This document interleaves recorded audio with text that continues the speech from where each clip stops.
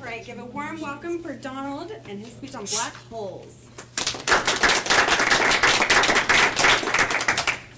Actually, I'm gonna grab the safety net.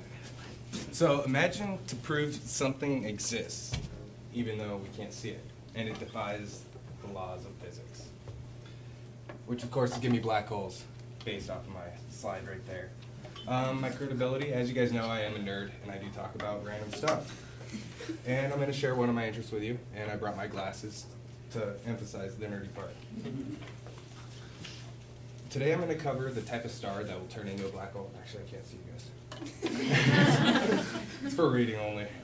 The type of stars that's going to cover black holes, that are going to turn into black holes, and how big and dense a black hole can be, and the importance of black holes in our solar system.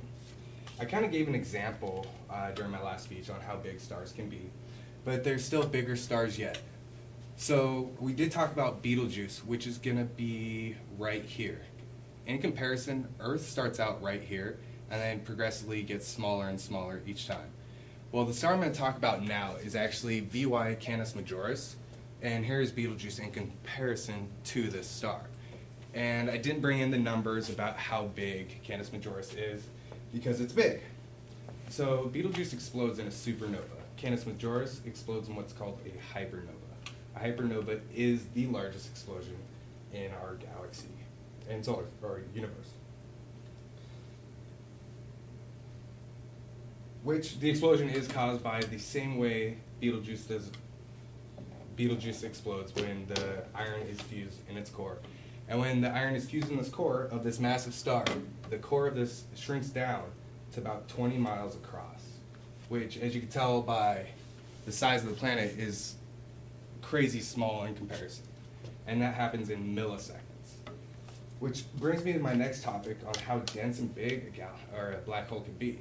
So for density, it's very hard to explain. So one of the documentaries I was watching called How the Universe is Made, it's on the Discovery Channel, said the density of a black hole is basically take planet Earth and keep crushing it until the atoms crush themselves. And is about the size of a golf ball with the same amount of gravity and the same amount of weight. So picture our moon orbiting around the golf ball. That's how dense a black star can be. And the size of the black hole varies between the 20 miles of VY Canis Majoris, or theoretically up to 1 million miles. We can't really see black holes because they don't emit any light. We can only see the light distortion from behind it because the gravity on a black hole bends light. Now, from Dr. John Simonetti from Virginia Tech's physics department says, there's no limit to how large black holes can be. However, the largest we think are in existence are at the center of many galaxies, which is the mass of 1 billion times of our sun. And I briefly talked about the mass of our sun last time. That obviously, the sun is massive as far as size and weight and density.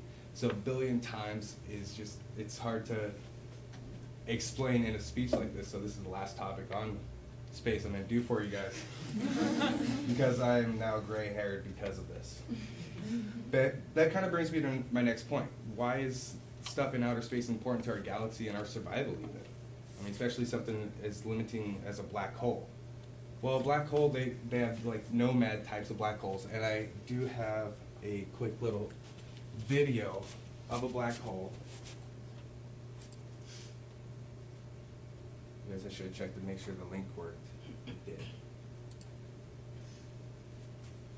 It does have some kind of cool music. I actually should have shot the light. So the black hole is right in this area. And what this is representing is just the immense gravity pulling the matter and energy from the star, and it actually eats so fast it throws up like a puppy, as Jamie was talking about dogs. And we all know puppies tend to eat too quickly. I'll just leave it there for now. Now with the black hole, the nomad type of black holes kind of most people think of them as like vacuum cleaners. They clean up debris, which they do. They take care of asteroids, meteors, and stuff like that. And those are floating throughout the whole galaxy and universe. So those ones help. But there's also supermassive black holes that are in the center of each of, well, most galaxies that we know of. So the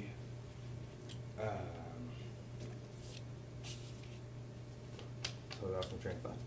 So in the center of the Milky Way galaxy, there we go, we have a supermassive black hole, and we're with the current technology we can't see it, but we are close to. They said within about 10 years we're in the process of getting telescopes.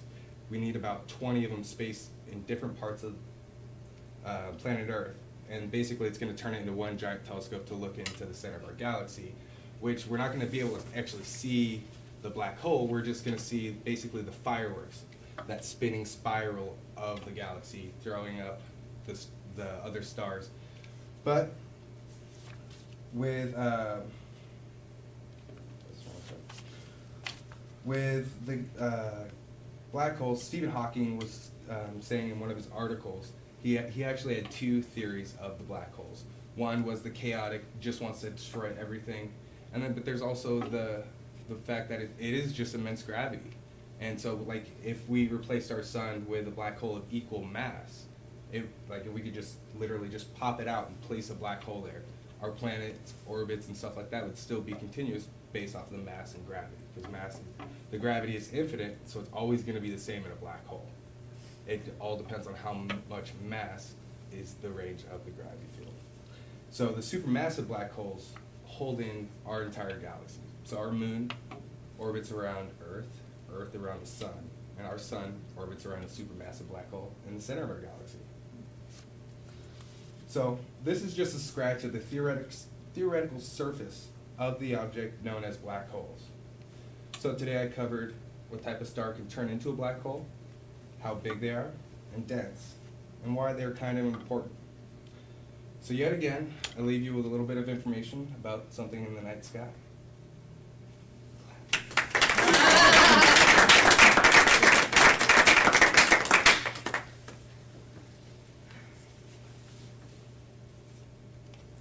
Yes, sir. Will we ever be able to get rid of black holes? Do they ever go away? Or? No.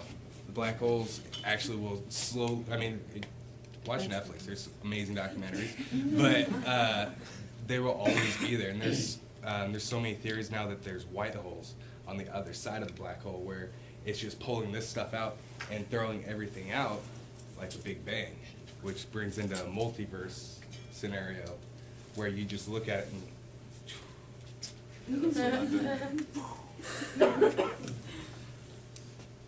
Where does it all go? it goes to what's called a it's basically they describe this word as they don't know. That's where it all goes to the center of the black hole. We can't see behind it. We don't know if it's basically a cone shape or if it's like a star itself where it has a central point. We just don't know. It's annoying. I know. I think that's probably why I had the interest in it, is because it's always changing. I mean, Stephen Hawking, before he was getting his PhD, if you talked about black holes, he called it the giggle effect, because it's like, beam me up, Scotty. Oh, that's never going to happen. Black holes were just a thing of the science fiction.